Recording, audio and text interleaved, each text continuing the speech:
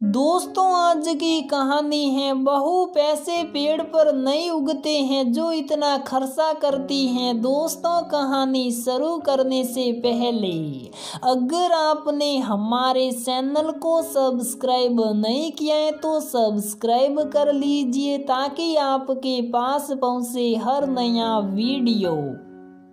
हमारे समय में तो पिक्चर देखने जाना हो तो हमारी सास से पूछो, फिर वो कहती मुझसे नहीं, अपने ससुर जी से पूछो, वे कहते तुम्हारे जेठ जी से पूछो। जेठ जी जेठानी से पूछने को बोलते, तब जाकर परमिशन मिलती। फिर जब फिल्म देखकर घर आते तो सासू माँ का मुंह फूला हुआ मिलता। फिर उन्हें मनाओ। दिन भर में 4-5 बार तो तनु की सासू माँ अपने अनुभव गिना ही देती। तनु को बहुत खीज होती थी। ये सब सुन सुनकर उसके कान पक जाते थे। एक दिन तो हद ही हो गई।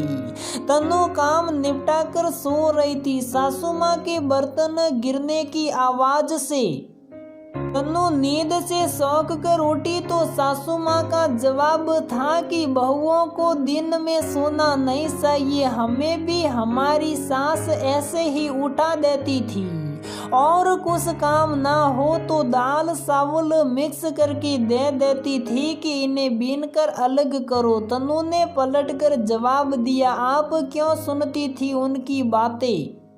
तो सास ने गुस्से में जवाब दिया, बाप रे, इतना मुंह तो हम सला ही नहीं सकते थे, नहीं तो तुम्हारे ससुर जी हमें घर से ही निकाल देते।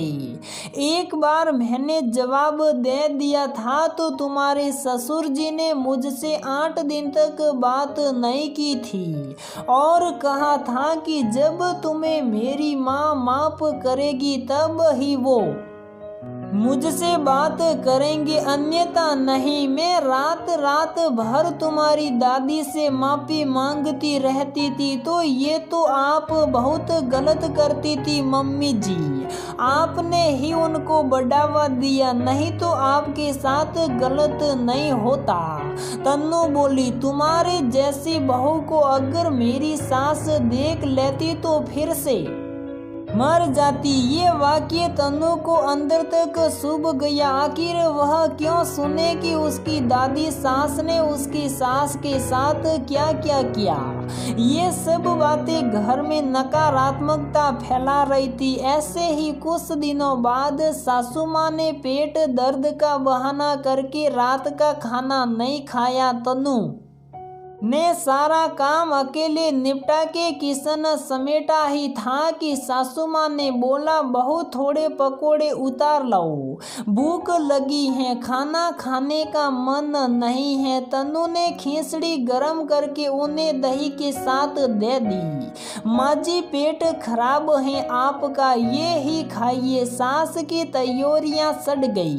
फिर बोलना शुरू हो गई, मैं अगर ऐसा करती मेरी सास के साथ तो वो मुझे घर से निकाल ही देती। कम ऑन माँ जी, वो घर आपका भी उतना ही था जितना आपकी सास का। तन्नू बोली और सोने चली गई। अगले दिन तन्मय तरबूज लेकर आया। तन्नू ने एक जैसे हिस्से काट कर फ्रिज में रख दिए। सास ने लाल लाल सुनकर पहले बेटे को दिए, फिर खुद के लिए और थोड़ा सफेद लाल हिस्सा तनु के लिए रहने दिया। तनु आई और सासू माँ की प्लेट से खाने लगी।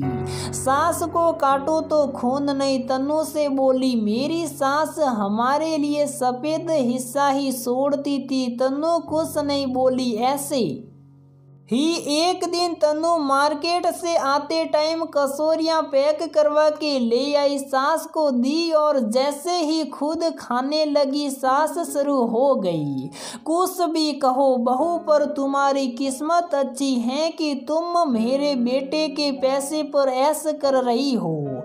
मुझे तो कुछ खाना होता तो तुम्हारे ससुर जी कहते माँ से पूछो। माँ मना कर देती, पैसे क्या पेड़ पर उगते हैं। उनकी इस सोच पर तन्नू को समझ नहीं आता कि सास पर दया करे या उनकी चालाकियों से नफरत। इस बार दिवाली पर तन्नू को बहुत कमर दर्द हो रहा था तो उसने सोचा दिवाली की नमकीन मिठाई थोड़ी सी ही बनाऊंगी, कोई खाता नहीं है, बाकी रेडीमेड मंगवा लूंगी। जब वह बनाने लगी तो सासू माँ कहती नमकीन पपड़ी भी बना लो बहू, और थोड़ी मावे की गुंजिया, थोड़ा घर का बना हुआ मिक्सर, गुलाब जामुन, चोराफली, शक्करपारे, सूखे समोसे और हाँ, अनारस से बनाना मत भूलना, तुम्हारी ननद को बहुत पसंद है। तन्नू ने पूछा क्यों मम्मी जी, दीदी आ रही हैं क्या। अरे मेरी बेटी को दिवाली के समय कहाँ इतनी फुर्सत,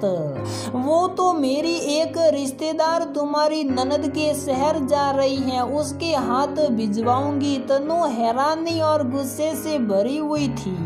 वह बोली माफ कीजिएगा मम्मी जी, आप भी जानती हैं कि मुझे कितना सीवियर बैक पेन है। मैं तो सिर्फ भगवान को भोग लगाने जितना बनाऊंगी, वो भी आपके सहयोग से। दीदी के यहाँ बाजार से एक मिठाई और नमकीन का पैकेट भेज देंगे। तुम्हारी हिम्मत कैसी हुई बहू, हमारे टाइम में 4 ननदों के घर कान स्तर भर के भेजना पड़ता था और हम देवरानी जेठानी मिलकर सब बनाते थे। और मजाल है एक चीज भी सकले साई हम बीमार हो, बनाना है मतलब बनाना ही पड़ता था।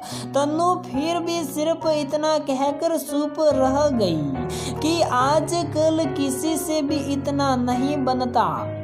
अगले दिन तन्नू को बुखार चढ़ गया। उसके पति तन्मय ने उसका सिर दबाया, उसे दवाई और दूध दिया और उसे आराम करने को कहा। ऑफिस चला गया।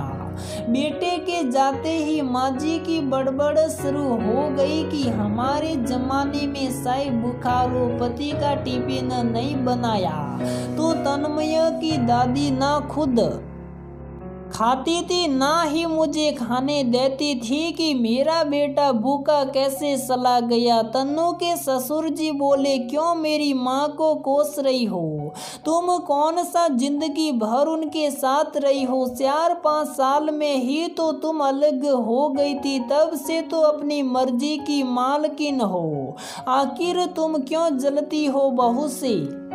हमारा बेटा खुश है, उसके साथ घर बाहर के काम करती हैं, सब्जी किराना सब वही लाती हैं, यहाँ तक कि हमें डॉक्टर के पास वही ले जाती हैं।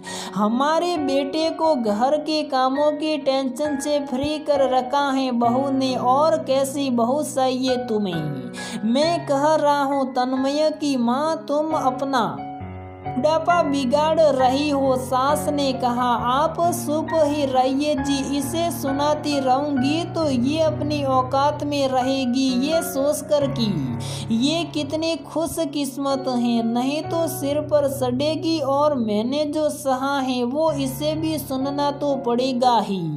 इसके बाप के घर था इतना पैसा, मेरे बेटे के पैसे पर ऐसा करती हैं, बहुत सूट दे रखी है इसे तन्मय ने।